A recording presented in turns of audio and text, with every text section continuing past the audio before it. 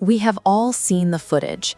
A dark, boiling cloud base rips open, and a violent column of air drops out of the sky, plunging toward the ground. It is an iconic, terrifying image. But as an atmospheric event, it is also a deceptive optical illusion.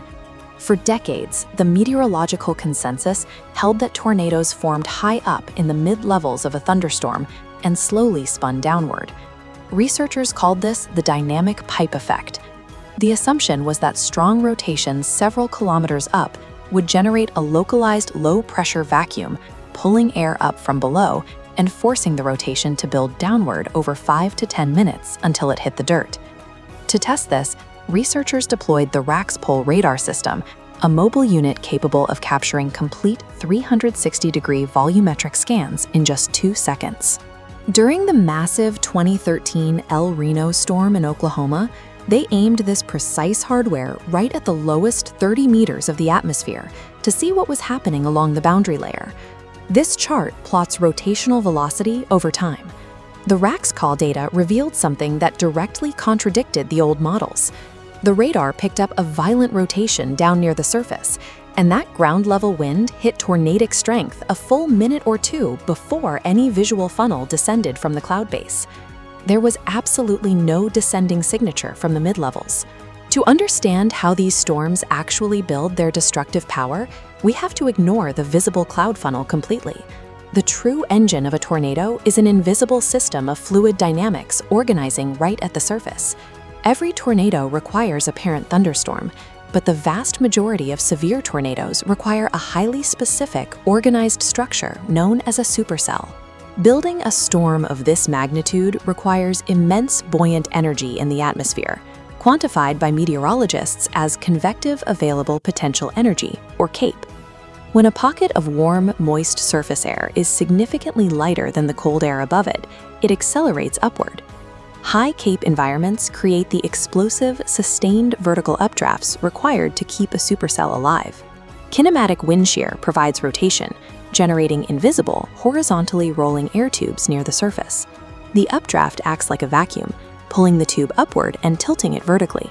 Expanding into a mesocyclone, this course separates rising warm air from falling rain, sustaining the storm. That mesocyclone gives the entire supercell its macroscale spin. But this mid-level rotation is situated miles above the ground. On its own, it has no physical mechanism to reach the dirt.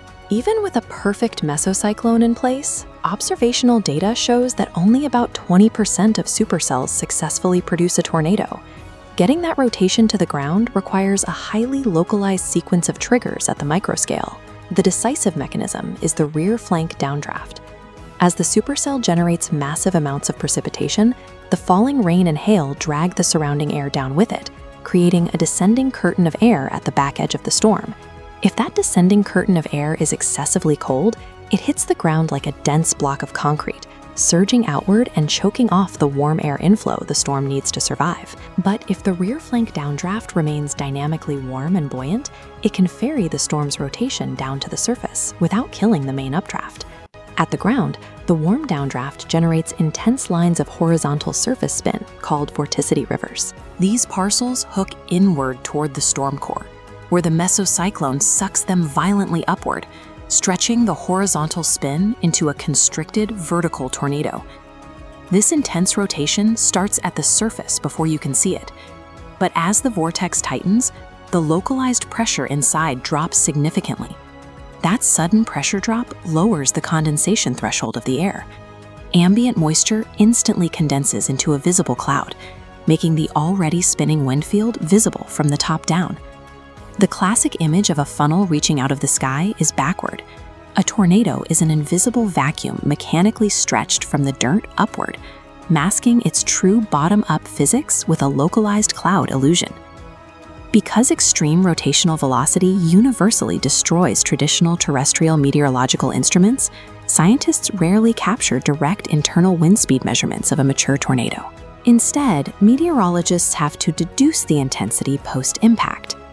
Building on early vortex research by Dr. Ted Fujita, seen here observing a lab simulation, the modern meteorological community relies on the Enhanced Fujita, or EF scale, to calculate localized maximum wind velocities through forensic damage analysis. Survey teams evaluate the path of destruction against 28 highly standardized damage indicators.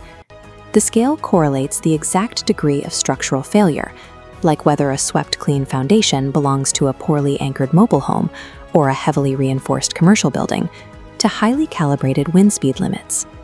The EF scale translates chaotic meteorological destruction into precise structural engineering terms. It tells us exactly what the physical limits of human infrastructure are against these forces. Knowing those limits is becoming increasingly vital. Longitudinal data spanning the past several decades shows that the geographical threat profile is moving. The historic Tornado Alley in the central Great Plains is currently experiencing a statistically significant decline in tornadic events. As the Southwest becomes warmer and drier, the arid boundary known as the 100th meridian is creeping east. This dry air pushes the critical boundary zone and the Gulf moisture required for supercell development away from the plains and straight into the southeast.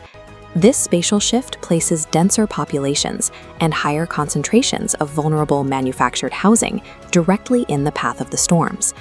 Worse, the heavily forested terrain of the southeast physically obscures the approaching funnels, robbing residents of the visual warnings that the open plains provide. With visual tracking compromised, accurate survival knowledge is critical.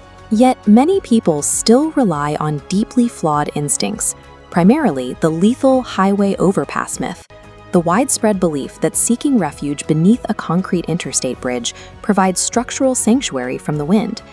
Aerodynamically, a concrete overpass acts as a deadly wind tunnel. As the massive volume of tornadic air approaches, it is forced into the constricted space beneath the bridge. A fluid dynamics principle known as the Venturi effect causes the wind speed to accelerate exponentially inside that gap, violently funneling rocks, glass, and wood into the sheltered space like shrapnel. The atmospheric systems driving tornadogenesis do not behave the way they appear from a distance. Surviving the shifting future of severe weather requires letting go of optical illusions and building safety protocols around the invisible physical realities of these storms.